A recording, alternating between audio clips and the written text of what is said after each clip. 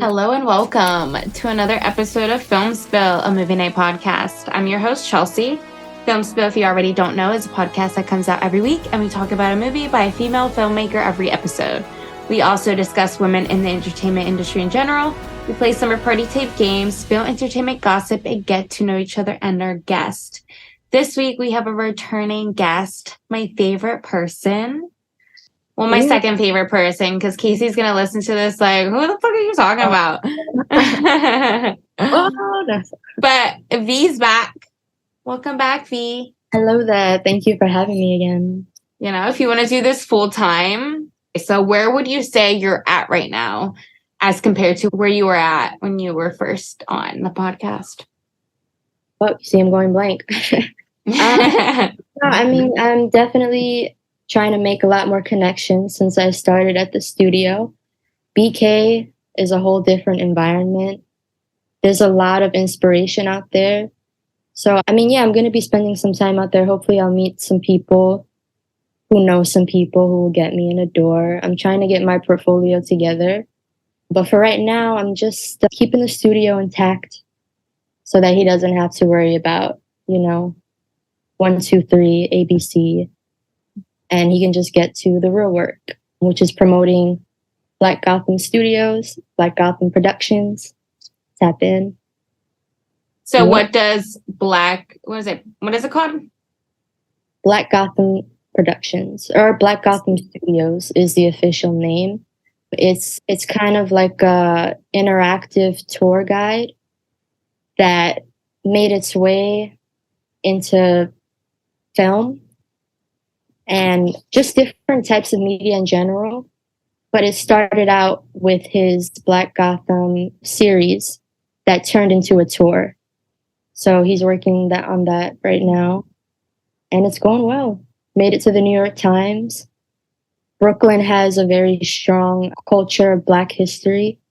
And he's just trying to do his part in just making people aware of that history, of its rich culture, and all that. That's awesome. Very inspiring. So this is a virtual tour? How does that happen? Or like, how does that work? It's not virtual. He started doing like in-person tours. So he'll have the locations that he was shooting at, you'll actually get to go with him to see them for yourself. And he gives you a whole background, whole history on these locations. He'll show you like compare and contrast the shots versus the actual scenery. It's a very beautiful experience. And if you get to, you should really look into it. I should look into it. I want to go.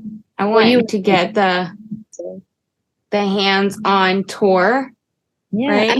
Isn't that, I feel like I've never seen transition like that between medias. I feel like that's kind of changing the game in a way. It's all really inspiring. And who knows, next step might be actual film production. Yeah. Sure. With V now in the picture, she's going to make it happen. What would be your studio name, though? Like, if you had to pick, like, an artist name, right, that people would know you by, what would it be? There's so many. Well, right now, it's TRV, which stands for The Real Vero. Real being REEL. Someone told me it sounds a little bit like TMZ, which I didn't like. But it does kind of sound like it. That's what TRZ? TRV. Oh, TRV. Yeah, it's like TMZ. TRV, TMZ. Yeah, that's like, I don't know. So what if I'm biting off of them? My content's better. But real is very, like, spot on. Where you didn't want it to be... At first I thought it was REAL. I'm like, okay, the real V. It is. You know what's that double innuendo? Yeah, because it's like real. It's like production. It's very smart, very punny. But who knows? I might end up, changing it. Originally, I wanted V23, which is like V and then my birth date. But then I was like, fuck, that sounds a lot like A24. And I'm like, bro, I can't get a fucking break. Like, I feel like I'm biting off of everybody. It's just my creative ass. Yeah, you got to come out with something that's like out of the box. Cause like I feel like all of these studios do have unique names. So like A24, what does that represent? Right. You want something that sticks. It's like A24 is very niche. When you see it, like, you know it before you know it's them. At least to me, they have a very signature, like, style to all of their films. If you look at their catalog, they're all very cohesive, which is exactly what I want to do with the potential production companies, to make sure you have just like a niche, a way that you can differentiate yourself from everybody. I think that's really important. Yeah, it is very important because you want your branding to stick out, regardless of what it is, you know? But like, how do people come up with their names? Like, I can't even come up with a name for myself. Like, Chelsea what? Like, Chelsea Studio sounds so basic. And probably someone already has that because of how basic the name is. Like, well, I don't know. It's your full name, Chelsea Ion Productions, right? But no one knows how to pronounce my last name. So, like, I don't even want to use it. I've heard harder names to pronounce. Yeah, me too. But for some reason, mine is like the hardest of the bunch to some people. We'll give it some time. I mean, how famous is Ariana Grande? People still say her name wrong. People are gonna always continuously say her name wrong. She's like, whatever, but I don't want that to happen to me. Some people know you. Some people will care enough to, actually, pronounce it right. Some people will just be like, on to the next. Like Taylor Lautner. It wasn't Lautner this whole time. It was like Lautner or something like that. Wait, Taylor Jacob from Twilight? Yeah. That's my man. Sorry. And people were pronouncing it wrong the whole time. Raven Simone. It's not Simone. No, that one. Yeah. Lie. No, she even said it. She came out with a video. Yeah, there is a hyphen in her name, I guess. Damn, yeah, I feel something. Wrong. I don't know. I'm gonna say it wrong because I always think of like Raven Simone. I think of Raven Baxter. All right. You know what? You wanna tell people what we're gonna be talking about today? Ooh, sure. Today we'll be discussing Miss Desiree Ahkhavan's film, 2018 film, The Miseducation of Cameron Post. Lovely movie. Did you want to share your thoughts first, or? No, tell me your thoughts because I recommended this film to you, so I want to hear what you first thought about it when you watched it. Yeah, no, I'm glad you did. This was a good pick. I really liked it. It's definitely one of the most like intense, just bittersweet indie films I've seen in a while, like maybe ever. I love that this project was like made by a predominantly female production. That's something you rarely see these days, or I mean ever. You're seeing it more now, from the director to the editor, the cinematographer, you name it. All women, incredibly talented. I think my favorite part of this whole film, the fact that yes, it's centered around Cameron Post, who's the main character, but the story itself is made up of a bunch of different characters who all come from different backgrounds, different beliefs, but ultimately like facing the same struggle of like being socially rejected, or being an outcast, or rejected by family. I think maybe I'm the only one who feels this way, but one of my all-time favorite movies, books that was adapted to a movie, is Girl Interrupted by Susanna Kaysen. I haven't read it. I haven't watched it. Watch the movie first, and then you'll want to read the book, I promise. Really? Wait, what year did it come out? Girl Interrupted? I think it was in 99. The book okay, so it's an older one. Yeah, no, it's one of those classic movies. Girl, okay. It's my favorite movie. Wow, okay. I have to watch it. I have to look it up. But I think that's why I was so drawn to this film, is because there's like a very similar formula of storytelling between the two. It's a very intimate film, just the way we're introduced to all these different characters and their flaws and all. Most of them are teenagers, so there's a lot of like angst happening. And just the idea that you can build a family of your own when the one you have won't accept you for who you are, you'll find one that will. And it has the same vibe of like, fuck it, if we really are sick, then we'll be sick together.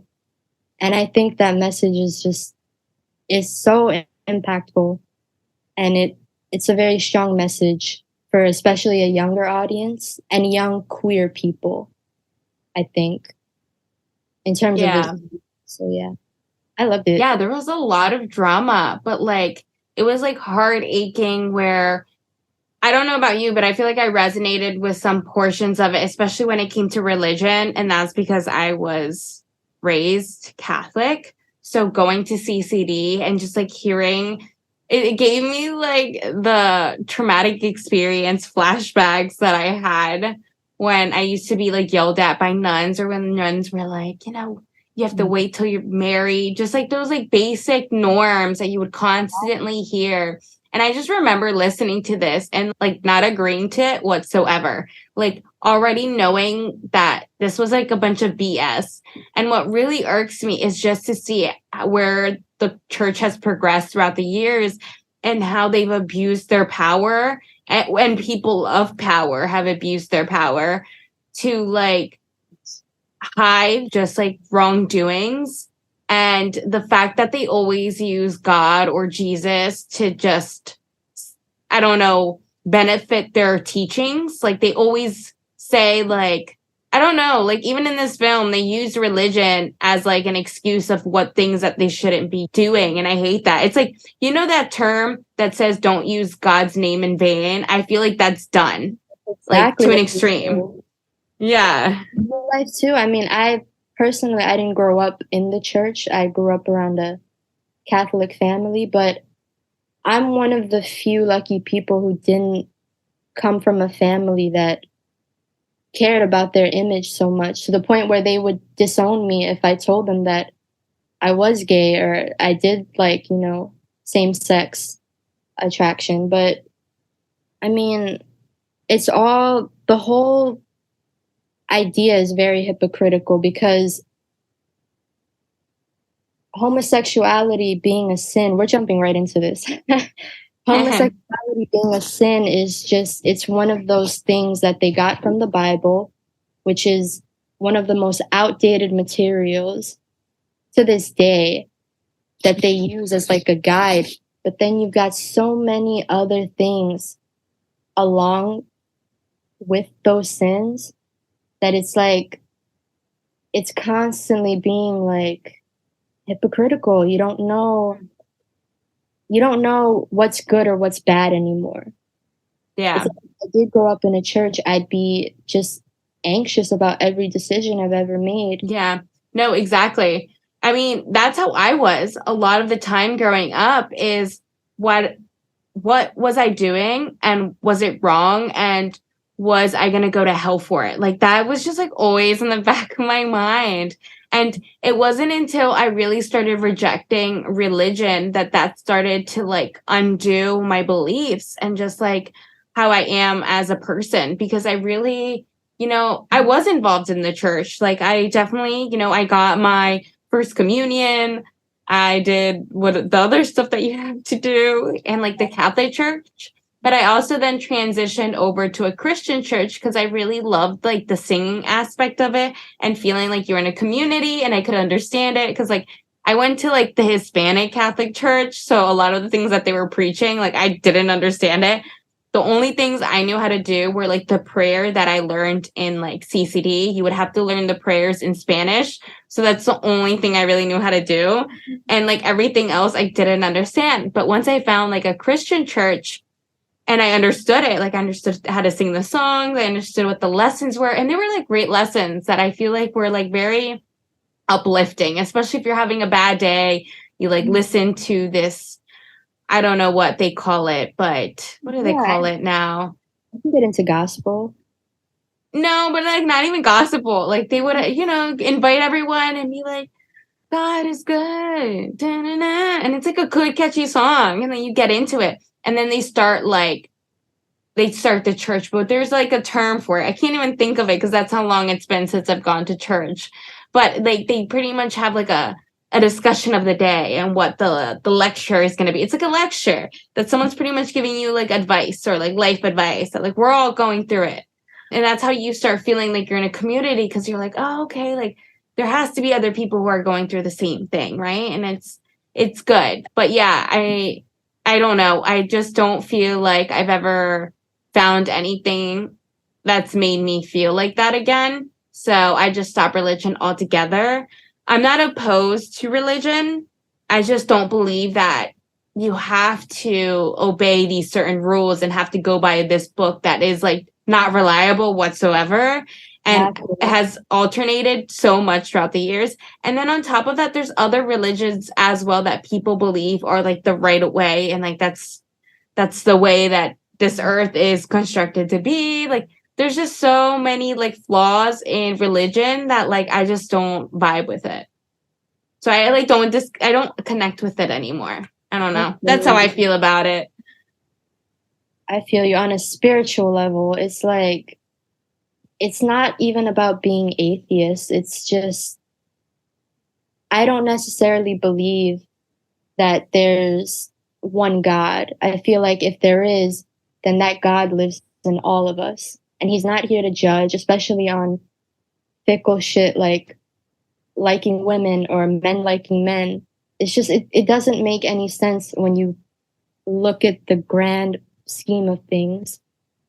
But yeah, I mean, if we're going into the movie now, I feel like I relate so much to Cameron because she wasn't necessarily ever a religious person, not even when her parents were around. And there's one point where where they're questioning her the first time during that first meeting, and she goes, I don't consider myself a homosexual. I don't consider myself anything, actually. And like that just resonated so much with me because it's like she's not interested in labeling herself as anything. And even if she did, she doesn't believe that it's wrong the way everyone is trying to make her feel. And I think that in itself resonates with so many people, not just me. And yeah. Yeah, not feeling like you belong to anything. You're just like going about it just like regularly.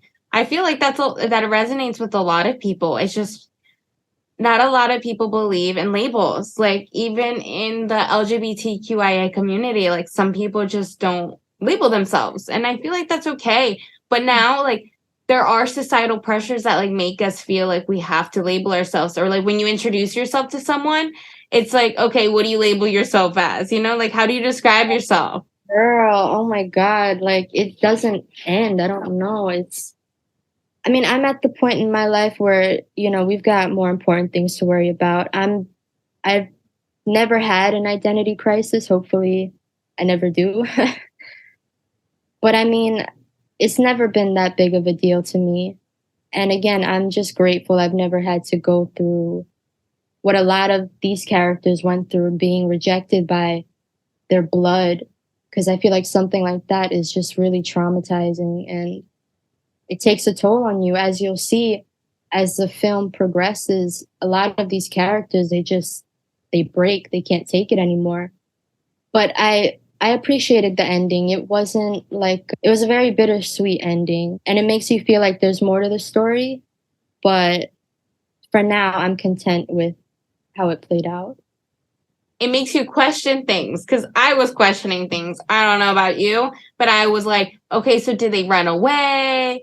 Or is it them just like frolicking into the sunlight? Like they were, they had found a family within each other and it was time to move on. Because remember, they would always go on hikes unsupervised because it was a gender neutral sport. Which I thought was so funny.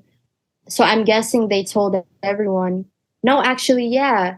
They told Pastor Rick or Ricky, not Pastor, Reverend, sorry. But he had no idea that they were packing up and just leaving. He thought they were going on a hike. And we did too until we saw that final shot. And it was a beautiful shot. I think that was a great way to tie the film together. Yeah, no, it was cute. You went straight to the end. You're Yeah. like, let me just tell you guys how it I ends. don't want to spoil too much, but spoiler. Big spoiler alert. Well, before we get more into the film, do you want to do our slumber party type game? Ooh, yes, please. Okay. So V came up with this game. I let V take control of this. So you know what? Go for it. I mean, don't give me all the credit stuff. I picked some quotes that really stood out to me, and I want to see if you can guess who said what. Ooh, I normally don't get quizzed, so this is a new one. Well, you gotta get ready. So for this week's slumber party game, it's gonna be a game of who said it. Basically, just took some quotes that stood out to me, and I'll have you guess who said what. Are you ready? Not really, but yes. Okay. First quote is, would you let a drug addict throw a parade for themselves? Was it A, Helen, B, Dane, or C, Dr. Lydia Marsh? Wait, are you looking at the notes? Yeah, I'm looking at the notes, but you said it, you did it weirdly. The Yeah, way that you just, it's backwards. So I was like looking confused. No, I put the answer as the first one. All right, we'll start over. Get off the note. Okay. All right. Start all over again. What? Who said it? For when I am weak, then I am strong. Was it A, Reverend Ricky, B, Mark, or C, Aaron? I feel like that would be a Mark thing. Why do you say Mark? Because he was going through something mentally, and maybe like that was the scene where he starts kind of going ballistic with his sayings, where he was like reciting certain things to make it seem like he was grasping the teachings that they were teaching him, or like the things that they were making him say, but it was obviously really getting to him. Was it that moment? I don't know. I could be wrong. Ding, ding, ding. You got it. All right. You got lucky. Look at me. Mark, ooh, look. When he's quoting the entire passage while losing his head at the same time. All right. So you got 1 out of 3. Are you ready for the second one? Yes. Okay. Would you let a drug addict throw a parade for themselves? Was it A, Dr. Lydia Marsh, B, Dane, or C, Helen? Okay. I feel like, I think it would be Dr. Lydia. What makes you say that? No, it was. I'll let you slide. It was? Oh, wow. No, I didn't know. I don't know. I was just thinking like this was probably one of her lectures that she was giving the students. No, it was. This was when she was first having the talk with Cameron and basically just gaslighting the fuck out of her, saying that homosexuality is just like any other sickness and it's not something you should celebrate, basically. The fact that she even called it a sickness, like that is so... Do you even know what a sickness is? No, but that's real life. That's how they really see things. Again, like when you watch Girl Interrupted, there's a character named Cindy, and she's literally staying at this psych ward for the simple fact that she's attracted to women. That like there's like a whole quote on that. She's like, "Oh yeah, I'm a dyke." Like, that's it. Wow. No, and it was definitely probably worse back in the day. I mean, it's still not great today, but it was probably more so then. Yeah, no, that movie was supposed to be set in like 60s, 70s. And then Miseducation of Cameron Post, I believe, was set in the 90s. So it's not too far off. All right, 2 out of 3. Ding, ding, ding. Yay. Last one. It's like having your own Disney villain, only this one won't let you jerk off. What is it? A, Jane, B, Cameron, or C, Adam? I feel like it would be Jane or Adam. Like, I don't know. It could be either or. I don't know. I feel like, is it Adam? Okay, yeah, it's Adam. Ding, ding, ding. Yay. Bonus question. Do you know who they're referring to when they say Disney villain? They're having your own Disney villain. No, I don't. I'm confused. Remember, they were like shaming them during that group meeting. Basically, masturbation was out of the question. Mm-hmm. And one of the kids was like, I thought it'd be okay. She's like, no. Oh my God. It's Dr. Lydia Marsh. Dr. Lydia Marsh. The Disney villain that won't let you jerk off. I love that quote. I think it's so funny. That is a good quote. All right, you got 2 out of 3, so I'll give you that. Ding, ding, ding. Yay. Ding, ding, ding. That was a good game. Said it. That was a good game. Yeah. Great explanation. Great game host. I will come on your game whenever. I'll try. Well, yay, we can get into the film now. So, The Miseducation of Cameron Post 2018 is available to watch on Prime Video, Tubi, Peacock, and Sling TV. This discussion will contain spoilers for the film, so if you haven't already seen it, go watch and come back afterwards to hear our thoughts, even though V pretty much spoiled the ending already. That'll be okay. I didn't give too much away. Not too much. She didn't give the whole film away. She just gave the end.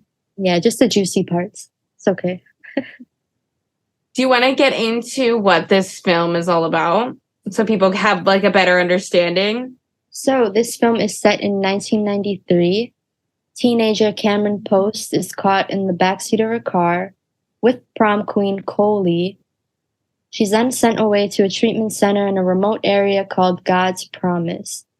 While she's being subjected to questionable gay conversion therapies, she bonds with some fellow residents as they pretend to go along with the process while waiting to be released.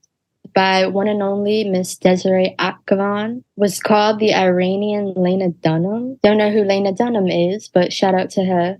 She directed and starred and wrote Girls.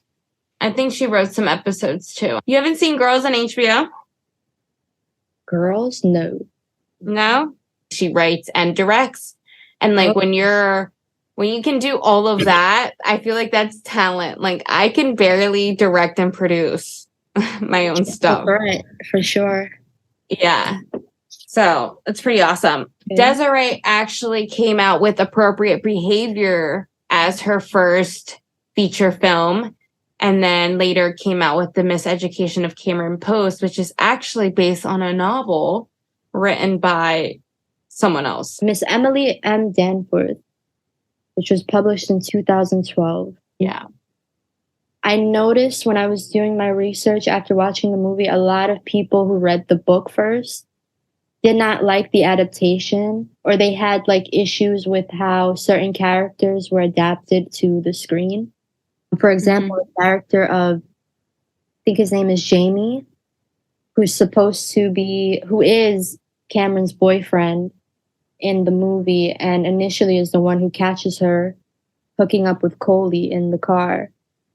There was a lot of like backlash on him just being presented as the boyfriend, because in the book, apparently they have a much stronger relationship. Like that was her best friend, who us as the audience watching the movie believed that he was the one who outed her because he caught her, when in reality he never told anybody. It was Coley who outed her, which I think was such a crazy plot twist to add. I'm not sure if it's the same way in the book, but yeah, that drew me in. I feel like stuff like that happens a lot in real life. So, you know what's pretty interesting? Okay, so when I watched this film for the first time, I was already watching things from Quinn Shepard. I was, I think, preparing myself for the episode for Not Okay.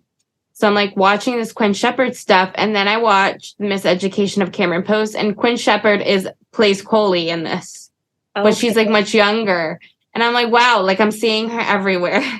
Yeah, I mean, it's crazy how many people know people who know people. It's like it'll be like a little circle, and they'll bring each other on for all their different projects. I think that's so cool. Yeah, it's great. Lena Dunham, I see, was part of the production for Neighbors 2, which that movie was fun as hell. I saw it a long time ago. But Chloe Grace is also in that movie. So it's like, they've all kind of worked together. Yeah. She's been on a lot, though. I grew up watching her in films. Chloe Grace? Yeah. Yeah, I remember my first time watching her was on Kick-Ass. I wanted to be just like her. Me too. No, she's so good. Like, she's just so natural at what she does. Yeah, she's really talented. Shout out Chloe. I didn't know that she was part of the LGBTQIA community. Really? Yeah, she has a girlfriend. I'm pretty sure she has a girlfriend. Like, E! News has come out with it, and she doesn't post pictures with her, but I think she's like a little bit older than her. I don't know. Tell me I'm wrong. Let me see. I'm gonna look it up. The way she went about that movie was like, I was like, she had to have some kind of experience with women. But she was way too comfortable doing those sex scenes. It was good. She had like chemistry with everybody, really, in the film. You're like, she was too confident for these sex scenes. She looked too much like Nadia. Yeah, see? Yeah, okay. It says Chloe Grace officially dating model Kate Harrison. So she's dating a model. Let me see what this model looks like. Oh, yeah. She be kissing neck and she be kissing lips. I don't think she's come out about her sexuality. I haven't seen any interviews that have stated, like, I am this. Which is completely fine. Like, I don't hold it against her at all. I just didn't know, And it's none of my business. I would honestly be the same way if I was in the spotlight like that. Like, I don't want to come out with any type of announcement. It is what it is. Yeah. You see me. Both of her brothers are gay. Oh, so yeah. LGBT. Yeah. Nice.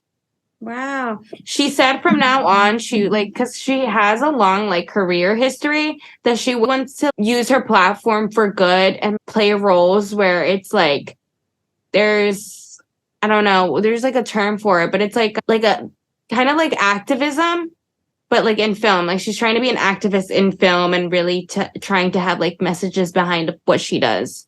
Yeah, so I think she's done playing like the teenager roles apart from this one. I feel like this was a little bit more than that. But she's moving on to like a lot more mature forms of storytelling. It's really cool. Like, she has a very set way that she wants to go about her career. And I think a lot of people can learn from that, because you'll have like 30-year-olds out here still playing teenagers, like not looking for any other work. And your work ultimately is a reflection of you.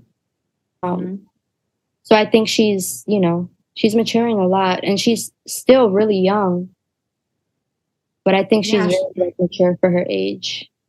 She's like my age right now. Really? Yeah. Oh, yeah, she's an Aquarius. I'm pretty sure she was born in 1997. It's February 11th. Oh, birthday? Yeah. No, a little bit. I'm a little bit older than her by like 2 weeks, but who's counting? So another cool thing about the director is that Desiree aims the film to get audience motivated to take action against anti-LGBTQIA harm happening in the world. She states that, I hope it starts a dialogue and gets people motivated to vote. The film was never just about gay conversation therapy. I set out to make an honest teen film. The setting was a metaphor. No matter who you are or what your sexuality, you hit those years and feel deceased. She also said, I made the film to speak honestly to the experience of being a teen. The joy, the angst, the desire, the freedom, the doubt, and the hope. And my home is that the film makes people feel less alone. I made it to feel less alone. And that's so nice. Yeah, she most definitely did. If it can touch me, someone who necessarily hasn't experienced that kind of pain of not being accepted by the people who are supposed to love you, imagine if like someone who's like was maybe ostracized from their family or just from society in general. I feel like this would really resonate like from the get, because it doesn't take long until she's being sent away to this conversion camp, which is a very real thing, even in the United States. Yeah, it's all very real. I don't think she was exaggerating with any part of the story that she wrote. I think what's very sad about this is that, yes, she does get sent on early on, and like the majority of the film is us seeing her at this camp, but also the fact that so she says something that like really like touches home, right? So Cameron, let's give you like a little quick backstory. Cameron doesn't have her parents, and she's living with, I believe, either a family friend or is it a family member? Her aunt. She moves in with her aunt after her parents die in a car crash. And eventually her aunt finds out through Coley that she's engaging in same-sex behavior or, attraction. And so I'm guessing her aunt doesn't have any children of her own. So she goes to the people around her, which was her pastor and the people from her church, who just tell her straight up she needs to go to this conversion camp or it's going to get worse. And so she wastes no time. There's really not a lot of time between Cameron hooking up with Coley to where she's being sent off to basically this prison. Yeah, but you know what sucks is that it's Coley, and you see that like Coley is engaging just as much, and like even more so, maybe more. Totally is for it. Like when they're playing with each other's feet and like her foot is on her foot, Oh like my those God, little bro. gestures, right? Where you That see shit is so real.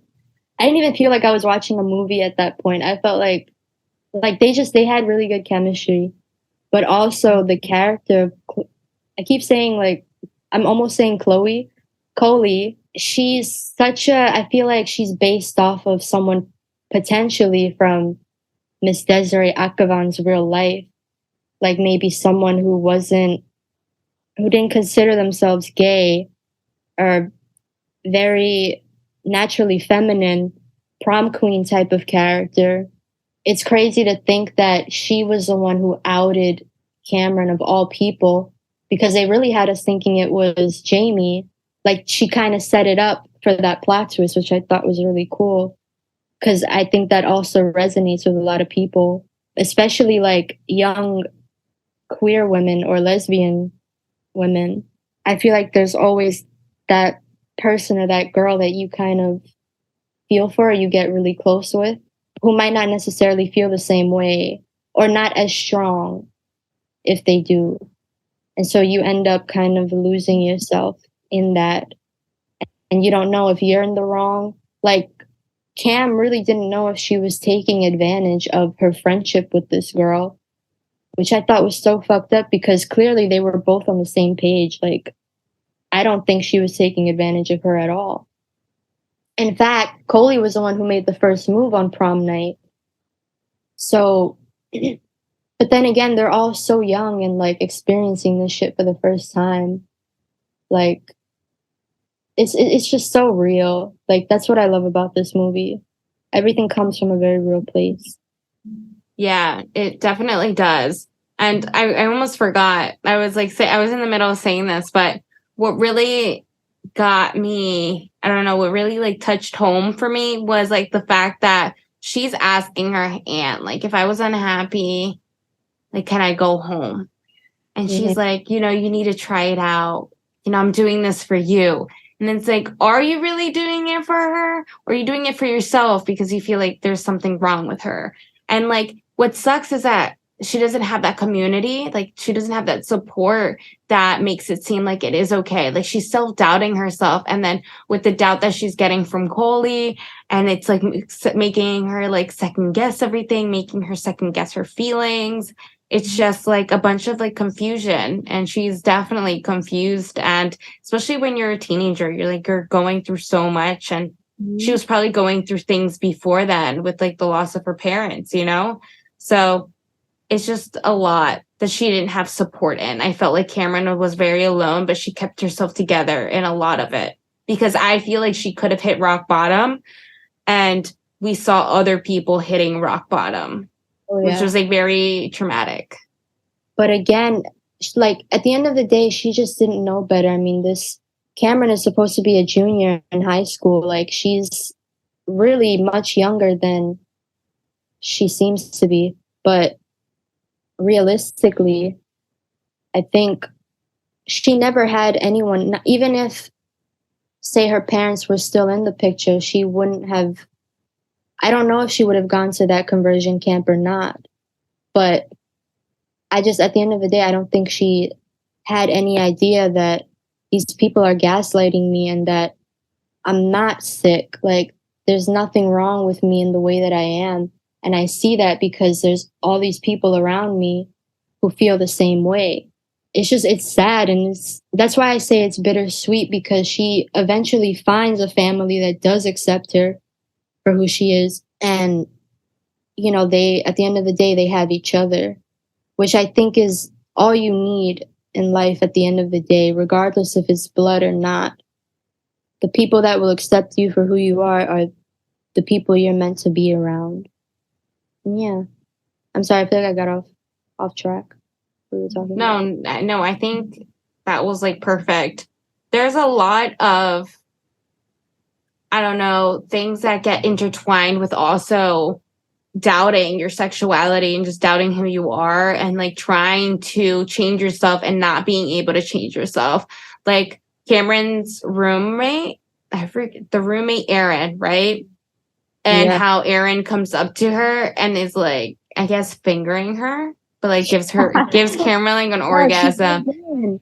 After the whole time just being like, you know, you're sick and it's okay and we're here to help you. She literally almost rats her out for taking some music that wasn't deemed Christian. Like, she was on her more than any other character, I feel. And that kind of, like, to me, it gave her away, like, girl, you're gay. Like, we see that from a mile away. Like, she was trying too hard. And I feel like I've met people like that in my real life who are just like, they're so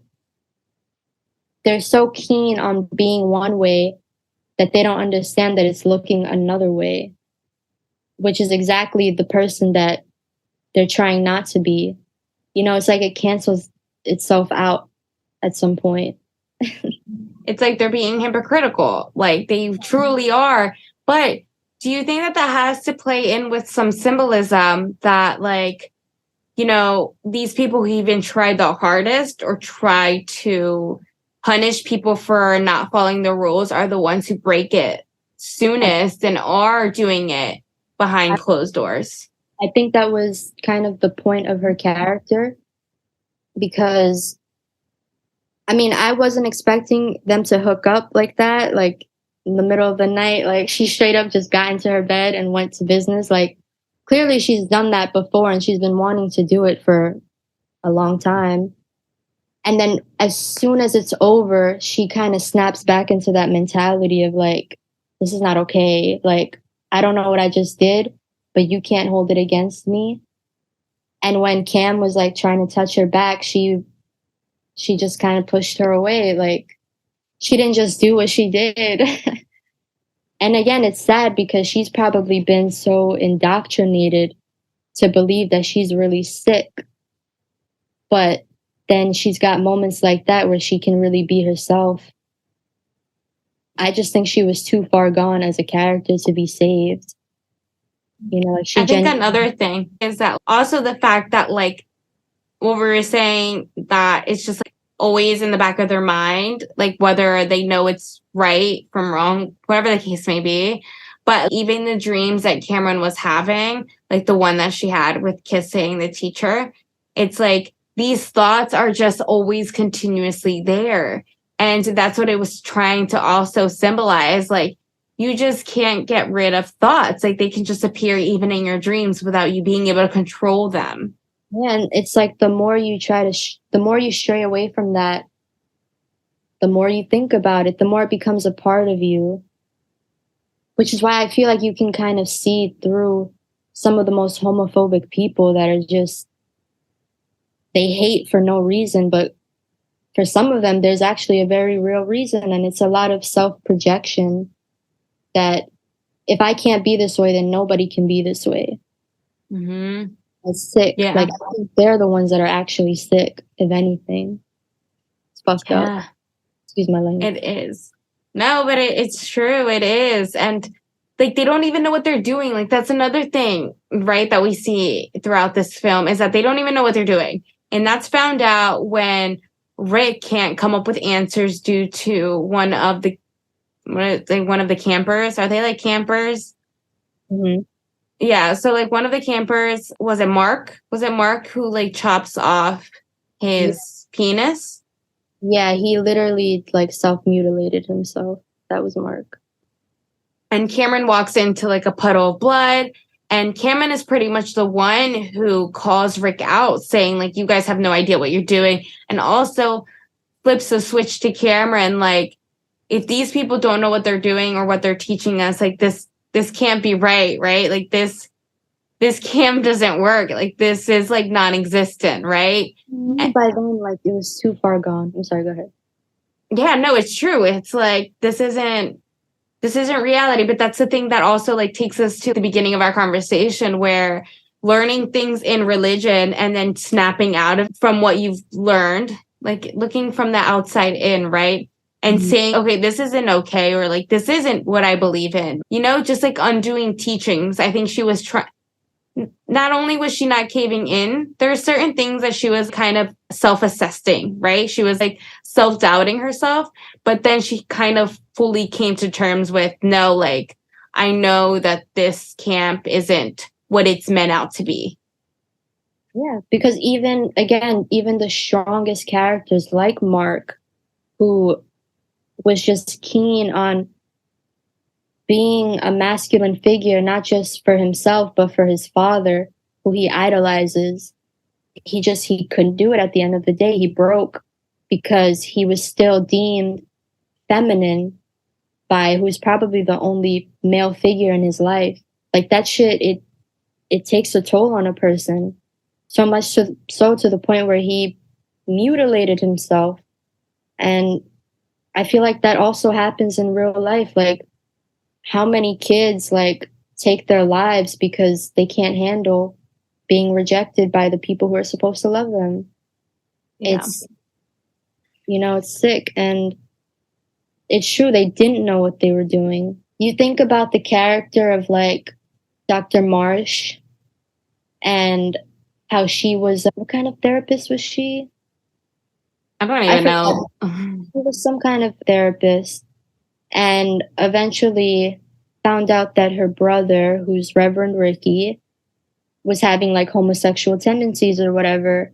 And that's when she stepped in and started converting him and realized like, oh, this is my calling. But I could never really figure her character out. I don't think we were ever meant to figure her out. Because in my head, I'm like, Dr. Marsh, she has to be like gay on the low too. If she cares this much, like Cameron said, why does she give a shit so much? But at the end of the day, I think she's just another reflection of real life people who they can't see others living a life that's different from their own. Mm-hmm. Like, it's a power thing, and it's a narcissist thing. And that's a whole different conversation. But again, there's so many different like characters in this story that, I don't know, it makes you question really like different sides and different perspectives. 4 non-blondes. Oh yeah, oh my god. Yeah, 4 non-blondes. That was like really interesting. Like, Oh yeah, I know the information that we found out about it, but you didn't even know who she was married to. Okay, so this has like an iconic song by the Four Non-Blondes called "What's Going On." If you haven't listened to the song, one of the most lighthearted scenes out of the whole movie. But I didn't know like that specific song choice. It was definitely like chosen for a reason. yeah, because if you listen to the lyrics, it pretty much says like, kind of like when a lot of things are happening to you, maybe like an identity crisis. I don't know, or maybe it's just like a life crisis. Maybe life crisis sounds better than the ones that I just said beforehand. But kind of like you saying it to just like outside in general, to the universe, like, hey, what's going on? Because it's like, if you look at the lyrics, right? Let's debunk the lyrics. Pulling them up right now. Oh, it's called What's Up. But some people say what's going on. So I guess either or.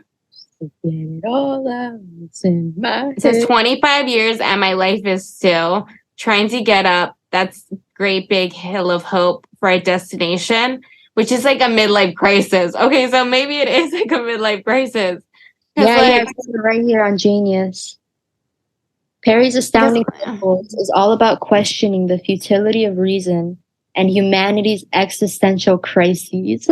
Yeah. Perry's asking herself deep questions, like whether or not in all matters and what our collective purpose is.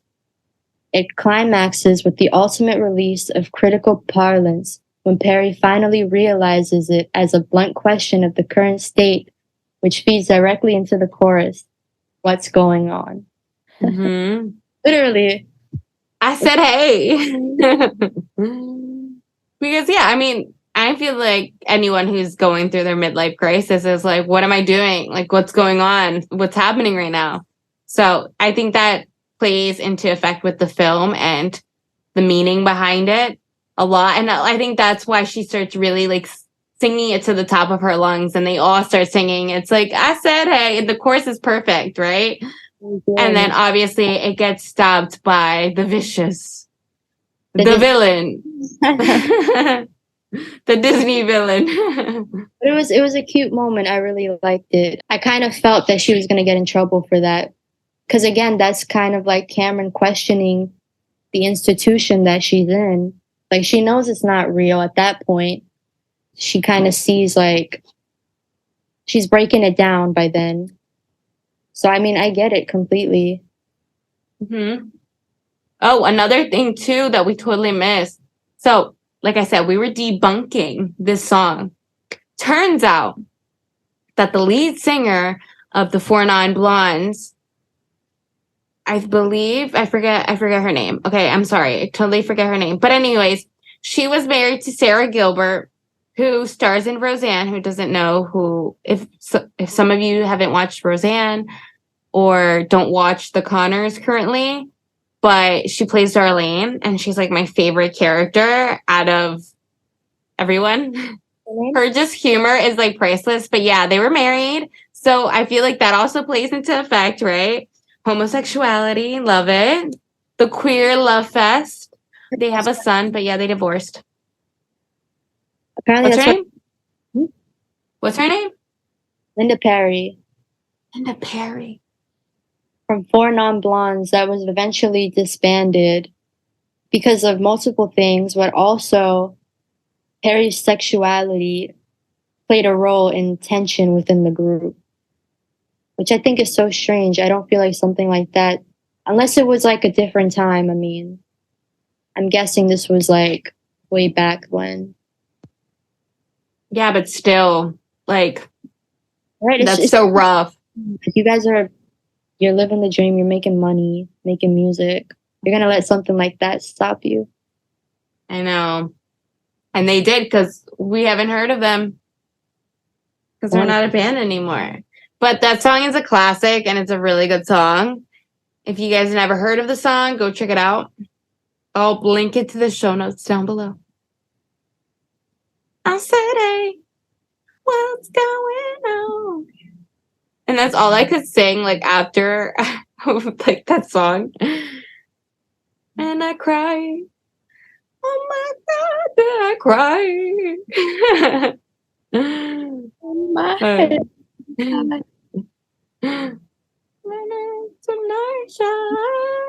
I think I should have been a rocker. Take a deep breath and I get real high and I scream top of my lungs. What's I'm going falling on? down. And that's perfect. It's like, yeah, when I get high, like, especially when you get done, like, you're just thinking, you're like, oh, what am I doing with my life? On the head, like, I feel It's that. great. This is a great film. Like, to anyone who is interested in watching this, there are multiple streaming services to watch the film, and you can watch it for free on Tubi. So definitely check it out. I think it was like, it made a big impact, and it was like fresh. It was new. It was a different story about an issue, an ongoing issue, and things that people don't realize actually happen or are probably still happening. Like, we don't know. Maybe there are still conversion camps going on that we don't hear of. Absolutely. And not everyone gets the same acceptance as most maybe do. You know, a lot of people are still struggling to come out, but hopefully we can get to a point in our time where we don't have to come out, where people are open to sexuality and there's no laws trying to destroy us. Because right now, I don't know what's going on right now. We're not going to get into the politics, not on this podcast, but but just go and vote. Like how Desiree was saying, like, vote, please. If you are 18 years of age and older, when elections come up, please, like, even when it's your state elections, please, there's just a lot rides on your vote. Yes, I It's think very important. Local elections are more important than primaries, at least in my book. Yeah. Because those are the people that really are going to affect your livelihood and your environment. Yeah, exactly. Vote for the right to be able to control your own life. Like, no one, I really don't believe anyone should tell you how to live your life. Like, when it comes to you endangering other people, okay, like armed weapons, like gun regulations. But when I feel like when it comes to your sexuality and who you want to love and who you want to be, like, why do we control people and their choices? Like, I feel like that is on a whole different ballgame. But like I said, I won't get too involved in politics. I mean, it's not even politics. It's just like human decency. Let people live their lives the way they want to. Yeah. Not hurting anybody in the process. Go for it. I was watching Selling Sunset, right? This is a completely little bit off topic, but I was watching Selling Sunset and one of Nick Cannon's baby mamas is on it. And she gets in a fight with a character named Chelsea, LOL. But one of the selling agents, her name's Chelsea. And of course, that's the one who's giving her beef about her life choices. But she's like, this is my life. Like, if it doesn't have anything to do with you. Like, why do my life choices affect? In all honesty, why do any of our life choices affect others? Like, why does me brushing my teeth affect you? Why does who I date affect you? Like, why does what I watch affect you? What I believe, like, people are so strong. And that's what you were saying before about narcissism and what people want to control. Like, people want you to live the way that they're living. But in true honesty, I think that's what it is. It's like people want to have more control over you. And that's why I think that, like, not enough people recognize that and put two and two together. It could be either a game of power or a game of insecurity, in which those insecurities seep out of them and try to find like a new host. Like, you know, misery loves company. Everybody knows that. Yeah. But I think that's where this movie's message comes into play, is that if you feel like there's something wrong with you, chances are there's something wrong with the people around you or the environment that you're in. Yeah. But never you. You be who you are. Always. As long as you're not harming people, do whatever you want. That's a word. Yeah. Like, live in peace, harmony, live your life, you know, and don't let anyone tell you what to do. Like I said, no harming people. People be taking that to the extreme. I'm like, no, you know, there's regulations. Yeah, I mean, we already know this society, at least Western society, is going backwards instead of forwards. Not even just same sex, just everything, religion, class, money, like it's all just going downhill very fast. And I think if some very big changes are not made, we're not going to last. That's just the truth. Yeah. No, I know things are getting scary, and that's why we need to stand up for ourselves, and that's why we need to vote. But, like that's why we just can't let it go backwards. We need to hold our ground. And that's why right now that actually brings us to a really great conversation. The WGA are currently still on strike right now. And if you guys have not heard of the WGA, that is the Writers, that's the Writers Guild. And right now they're fighting for fair wages. They want to get paid more, don't we all? I really feel like production still doesn't pay everyone the wages that they deserve, especially for the long 12 plus hour days. And then like literally going in at 7 a.m. and not leaving till 8 or like 10 p.m. and then having to do it all over again the next day and then only getting paid like $17 an hour. Like that's not right. And it's taken us to like stand up for ourselves and go on strike for us to have better wages. And like, that's what we're doing right now. We just have to all stick together, and people are unfortunately out of work. Production has slowed down because of the strikes. But if they really cared, then they would have given us what we've been asking for from the beginning, and they're not. And it's been 3 weeks already. So we just have to like stand our ground, keep being strong, and keep asking for what we deserve. Absolutely. It's really the only option at this point to make them listen, because we know better than anybody, it only takes one piece for the whole project to fall apart. If you don't have a writer, I can't imagine how many problems they're going to have on set, like between the actors and the producers and the directors. Like, at the end of the day, it all comes down to the writers, who literally are the heart and soul of television or film. So, I mean, yeah, all power to them. Like, this is exactly what they need to be doing, putting their foot on their fucking neck, because there's no other way to make them listen. Money is the only thing that talks these days. So yeah, no. Very true. Very true. Every day.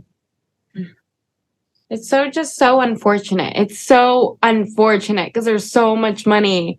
They make so much money. And like where they spend their money is just like unreal. Just like remember, like it's just too much. But yeah, we're running out of time. Okay, so you want to close out? Yeah, let's close out. I think we got enough. If that, I'll let you know. I'll edit this tomorrow, but I think we did good. Yeah, I mean, we can always record more tomorrow. I'm down. I told you there's a lot of shit to unpack with this movie. Got a lot of tea. Exactly. Well, thank you guys for listening. Well, no, you know what? Let me conclude this a little bit better so it's not like all sporadic. Well, that is all the time that we have today. Thank you guys for listening. This has been Film Spill, a Movie Night podcast. You can follow us on Instagram, TikTok, and Pinterest. And now we're on Twitter. So go follow us there as well at Film Spill Pod. Tell a friend about the podcast if you like, and leave us a review on Apple Podcasts. That will help other people find Film Spill too. Well, we should throw in there that Tell You Soon is running a campaign right now. If you haven't already, be sure to check it out. Go show some love and support however you can. Out on all platforms right now. GoFundMe. And yeah, you can also support the podcast on Film Spill Pod on PayPal. Special shout out to Onyx Films for promoting Film Spill. You can check out their other projects at onyx-films.com. And until next time, don't cry over a spilled film.